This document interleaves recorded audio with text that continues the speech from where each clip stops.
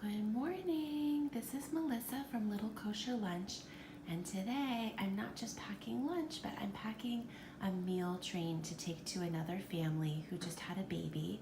So I wanted to give you a sense of what that looks like, especially when you're doing a meal delivery for a family who might also have school children. I am packing a few things that should be really great for them to have for both a dinner tonight as well as for packing lunch tomorrow. So here you see I'm going to be doing some eggs this morning for my family, and they'll be getting the other half.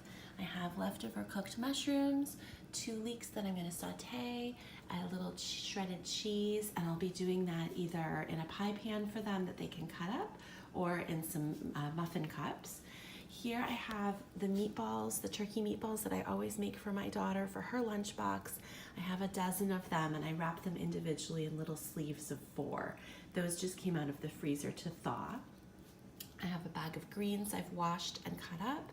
And to that, I'm going to be cutting up a whole bunch of citrus so they can have a really juicy, healthy citrus salad.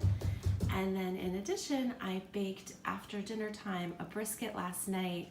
I turned it off the oven before bed and let it cool. I'm going to slice that up this morning so it's ready to serve once they warm it in the oven. I have rice I'm going to cook up to serve with the brisket.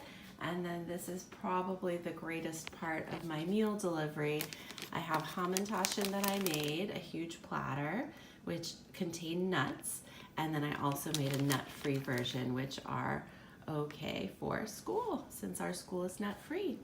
So that's all. My little person has woken up, so we're going to sign off. But I just wanted to give you a window into planning for meals for another family and also leftovers that really pack well for lunch the next day for someone else's household. Take care. I hope you have a great day.